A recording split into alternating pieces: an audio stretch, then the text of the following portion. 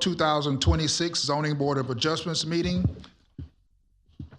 I would like to call this meeting to order. It is 6:03 p.m. We do have a quorum of 5 members, and we will have the first order of business is approval of minutes. Do we have a motion to approve the zoning board minutes from March 2026? Make a motion to approve the minutes of March 5th, 2006. It's been motioned. Is there a second? It's been motioned and second. Any discussion? All in favor, raise your hand. All opposed, raise your hand. Motion carries 5-0. We'd like to move into our regular agenda.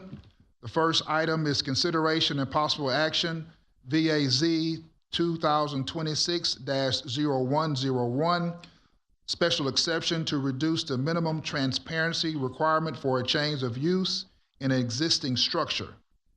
This is a request by Pickler Pearland, represented by Michael Handy, applicant, on behalf of Brixmore Property Group, owner, for approval of a special exception as permitted by the Unified Development Code Ordinance Number 2000-T to allow for a special exception for the change of use and related improvements required by Section 4.1.3.2 to reduce the minimum required transparency of an existing structure as allowed by Section 2.7.3.7.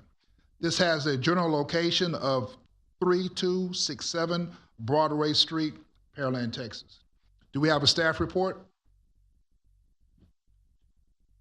Good evening, my name is William Jenny Tempo. I am a Planner 1 with the Community Development Department here with the city. I will be giving the presentation today.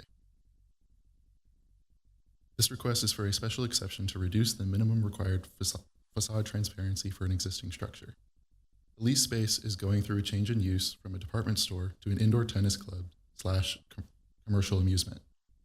The change of use triggers compliance with the requirements for facade, parking, dumpster, screening, and landscaping in Chapter 4 of the UDC. Shown here is the triggers table provided in your packet, as well as in Chapter 4 of the UDC. Because the property is located within a corridor overlay district, Chapter 4 of the UDC requires the front facade to provide 25% transparency. Based on the facade's total area of 1,951.1 square feet, this equals a requirement of 488 square feet of glass. The storefront provides 11% transparency, 208.63 square feet, 279 square feet short of the COD requirement. The applicant is requesting a special exception to maintain the existing storefront as is, rather than installing the missing 279 square feet of windows to reach full compliance. Staff has received no written comment or phone calls in support or against the request. Legal ads were posted in the Pearland News Reporter, public notices sent to all property owners within 200 feet, and a notification sign was placed on the property by the applicant. Here are the zoning and future land use maps. Here is the proposed site. The lease space is highlighted in blue.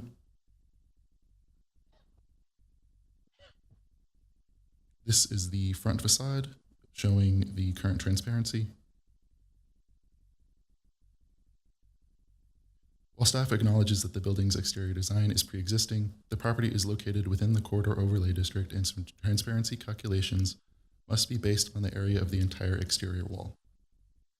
UDC Table 4.1 is designed to ensure incremental improvements occur as the city expands, making it important that COD standards are upheld and applied equally. Upholding these standards ensures the suite will maintain a balanced design that is visually consistent with other facades of other lease spaces in the center. Staff finds that proposed transparency is not consistent with the other suite facades of the shopping center. 11% transparency is concentrated at the main entrance, whereas other lease spaces have transparency along the entire length of the storefront. Staff cannot support the request for the special exception. The request is shown on the screen as well as possible motions. This concludes staff presentation. Applicant is present and has a presentation. Thank you. We would like to see if there's an applicant presentation. If you would, sir, would you go to the podium and state your name and address?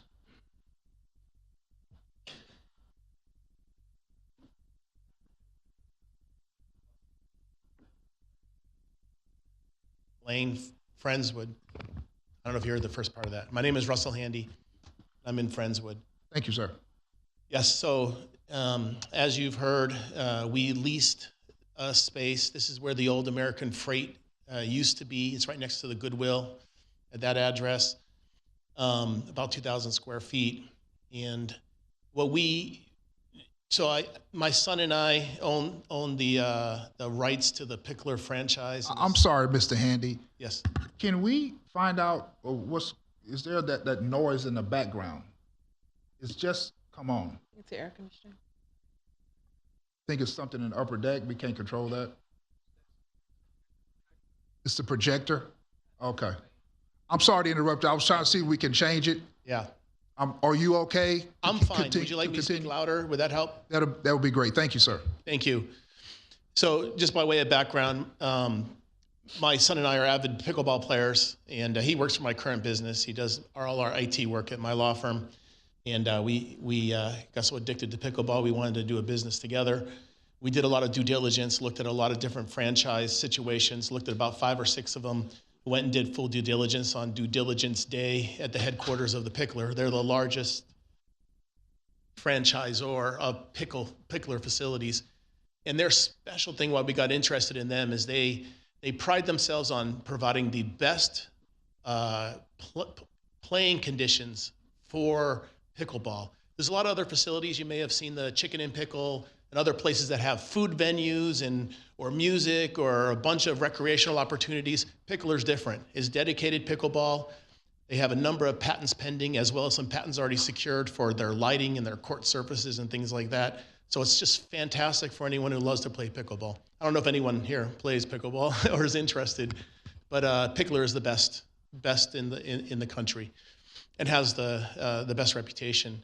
So we got sold on that, and we were able to buy the rights to do a Pickler franchise in the Pearland area. It's a little wider than Pearland, but we like Pearland. And then the search was on to find suitable space. The margins are thin enough that you can't build a ground-up facility. It just doesn't work. And so the real race is to find a location that's large enough and suitable to be modified to have a pickle facility. So you get a lot of Bed Bath & Beyonds that went under. People love to grab those facilities. Something like furniture stores that are large enough and that the load-bearing columns are wide enough so that you could put courts in there. The sweet spot for courts is 14, but you can go as low as 8 or 9. We have 8 courts in this facility, but it was really the only thing that came up in Pearland where we could put one. So we were very excited about it.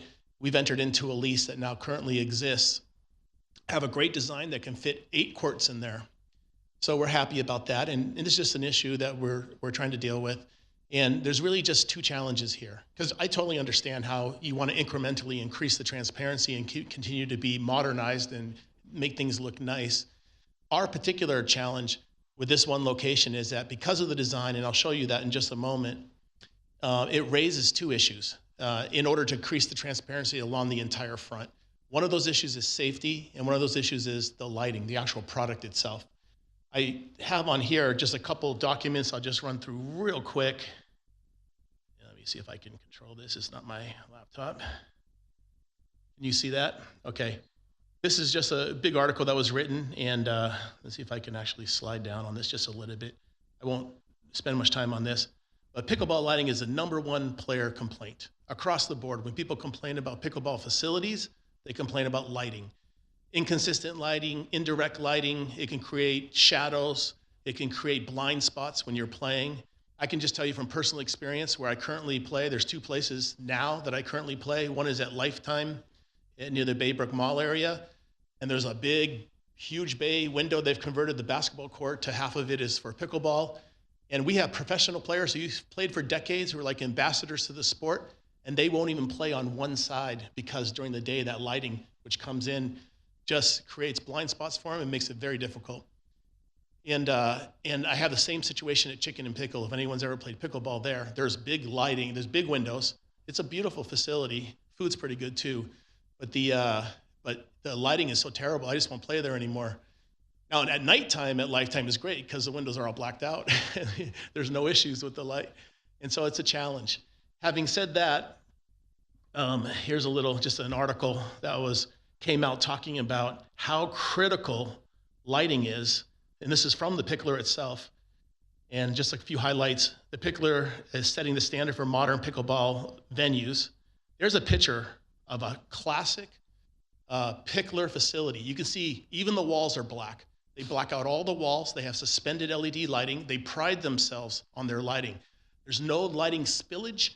The lights are directly over. They control the lighting. So you can have high-paced pickleball with great visual acuity. It's just fantastic. And they really pride themselves on every element of the game so you have the most spectacular playing experience. That's why people have these memberships and love it.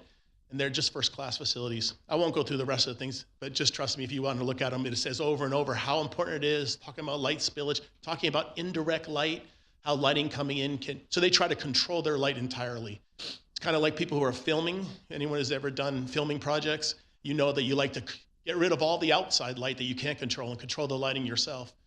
And that's what's going on with the Pickler facilities. Now let me go real quick to our particular proposed design.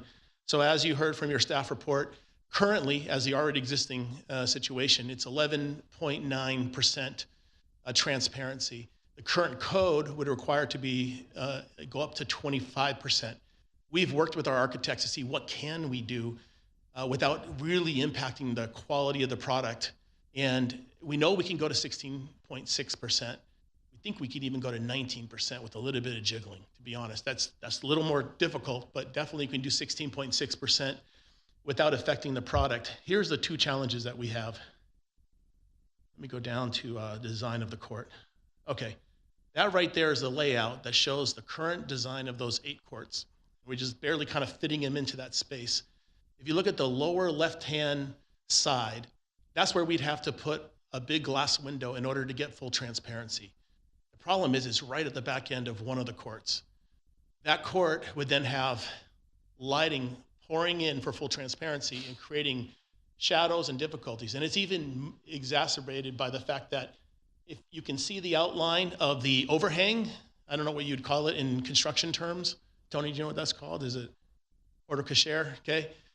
We have our general contractor here, but it ends right in the middle. So it'd even be worse because half the court would have a different amount of light coming in and half the court would have less or more light coming in. And then it would also change during the day as the sun rises or sets or moves across the sky. And so it's tough. In fact, if we were forced to put in glass there, we just want to have to immediately black it out. So you wouldn't really have much transparency anyways. But in order to control that lighting, we would hate to have a situation where one court is never used, no one wants to use it. It's the inferior court of an already limited, challenging product. And so this is what we're trying to avoid. The other problem is there's only 7 feet, which is the required amount, just barely fits in there at the back of that court. And so there's having a glass wall at people's back. I don't know if anyone's played pickleball. So I play pickleball almost every day. And I can tell you we have a very similar space at the Lifetime. And it doesn't happen a lot, but at least once a month, chasing down lobbed balls, you run into the back wall. Now, fortunately, at Lifetime, it's padded. And I think we have ours padded as well. But if there's glass there, it creates a real safety. I mean, it just, it only happens to me, like I said, maybe once a month. But if you have people playing all day, every day, and I don't know what the numbers would be, hundreds of people flowing through there, you just take the economies of scale and you're going to have a bunch of people running into that wall periodically. And so we're very concerned about having glass there right at the back of that court. And so our request is we'd like to work with you, see if we can get to some sort of compromise where there is an incremental improvement. It goes from 11.9%, where it's been, I guess, in perpetuity since it's built, going all the way up to 16.6 or even 19%, getting you much closer to the current standard, but then also allows us to continue to have a really quality product there. This is going to be the best pickleball facility all around. It's going to be better than Chicken and Pickle. It's going to be better than Lifetime. It's going to be better than anything around here. We already have people lining up saying they can't wait to be coming here to use it. Michael talks to all kinds of pickleball players. He's huge in the sport, and they can't wait for a pickler facility to be built here. So it's going to be a fantastic product for the city. But we want it to be we just don't want to have light pouring in there and just be affecting that court. I don't know if they'll affect other courts. And so we just want a really safe, and we just want it to be that superb pickler experience that people have come to know and will come to know. And so we're hoping we could reach some sort of compromise given our particular use of it. So that's our request. Thank you, sir. Thank you. Do we have any persons wishing to speak for or against proposal? Okay, we'd like to move into staff, commission, and applicant discussion. Any questions or comments from the board to the staff or applicant? I have one. Sure. For the applicant, you mentioned possibly being able to get to 19%. Yeah. What would be your proposed layout, or how would you accomplish that? So it would be an increase on the other side. So you see that there's, on the other side of, I wish I had a straight on, but if you're looking at that, and I pointed out the Sir, area on the lower left. Sir, excuse me, can you just use your mouse to touch Oh. what you're thinking? Thank you. Okay, yeah. Thank you. So I've been focusing on not wanting to put glass in this area. Right. But on the other area, there's going to be an office right here that currently is just a flat wall that we can put glass into and increase it. Now you'll see some notes there. My architect said could be possible security issues. I don't think there's security issues. Cameras. We do have cameras, and there's going to be, that's where the money's going to be handled. So it is, I guess there is some security issue, but we can do it there to get to 19%. The most preferable would be that 16.6, and that's just increasing the front transparency as wide as we can go all the way up to that office that's up there in the top corner. So that would be the 16.6. And again, if we could mess with some other things. And my architect says, look, without getting some astronomical cost increase and have to deal with the beams and the load bearing and all that, you could possibly get to about 19% without it being like a number that could crush your project. So, thank you, Katja. What do you think about that? Do you think getting to 19 would be okay with the what he's proposed? Great question. Good evening, everyone. I think that's ultimately up to you and the board to decide if 19 is the best percentage. However, I would like to mention that back in May of 2025, you all saw a very similar case to this. It was along Broadway Street as well for the Crunch Fitness. They had, like I said, a very similar request with 13.6% being what they presented, and the board voted 5-0 to increase that to 15% transparency. And so if there was a desire to be consistent with the vote from Crunch Fitness 11 months ago, 15% would show that consistency. But if you all think 19 is preferred, then that is ultimately your choice and your vote. Thank you for reminding. I knew we had had something like this previously, and we voted and we got them to 15%. And Chair, if I may, if the applicant is acknowledging that 19% is doable, I would encourage us to get as close to compliant as we can. Thank you. May I ask a question to Katja also? What was the original purpose of increasing transparency? Is it modernization or what safety? Correct. In addition, Broadway Street is one of our main thoroughfares. It's a corridor overlay district for a reason, and having enhanced design standards to improve the city's image, safety, transparency is a great way to provide that, and especially along our most traveled roadways. Jerry. Well,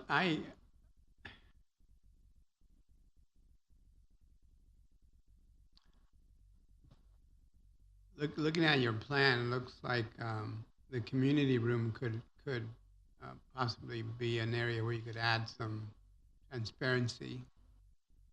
Yes, that is actually part of the plan. That's what helps us get to that number. In fact, it's the community room, I believe, that takes us to the 16.6 and avoids any issues with the office. But taking the office into account, then we get to the 19. Okay.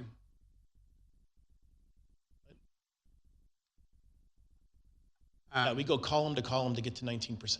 Yeah. In the community room, and you're showing the area of existing. So, if you were to add more transparency, it looks like you have a column there to wrap around, but that wall could be all glass in the community room. And I agree with you to leave the office closed with no windows. It's a function of keeping staff safe also, in my opinion. I agree with that too. Gary? Well, Jerry, I'm still just a little confused. We're talking about nothing in the bottom left corner, right? That is correct, leaving the court completely closed.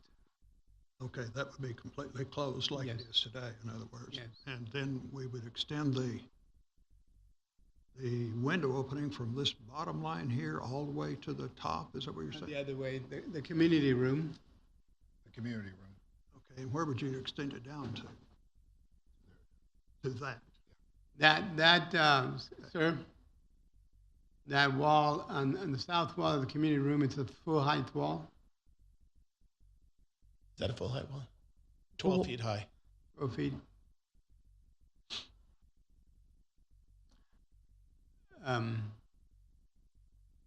Is there an objection to making it full height, so to eliminate the light going into the courtyard from the community room?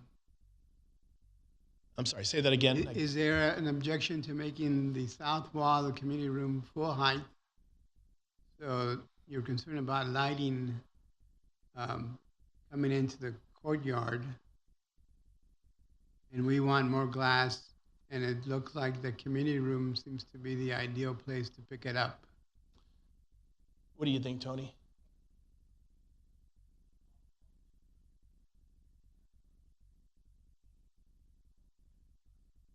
Yes.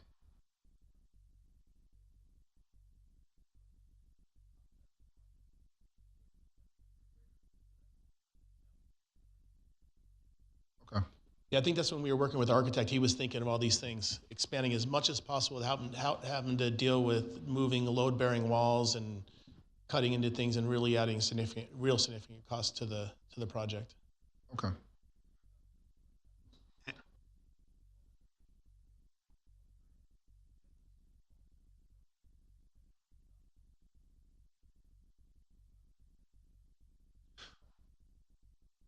Okay. So let's as a And Jerry, doing it the way you're suggesting brings it to 19%, is that correct? That is correct. I'm not sure what it brings yeah, he it up said to. it'd probably be 19. So if we can get to 19 like you can possibly do without interfering with the courts, then we can vote on that as a board. I think we would be okay with that. Yeah, we can Okay. make that happen. So let's board, any more questions or comments to the staff or applicant? Okay, let's move into consideration and possible action. Could you put the motion on the screen? And Jerry, would you make the motion positive Yes. and put the make a- 19% in? Yes, I make a motion to approve variance VAZ 2026-0101 with the understanding that we will have approximately 19% transparency without having to interfere with the court. Is that good? Is there a motion? Is there a second? Second. It's been motion and second. Any discussion? Is it clear from the staff what the motion is? Yes, sir. So up to 19% transparency, and the exact how will come down to us with staff. Perfect. All in favor, raise your hand. All opposed, raise your hand. Motion carries 5-0. And that is the end of the ZBA meeting for April 9th. It is 6:28 p.m. Thank you. I gotta go pick up my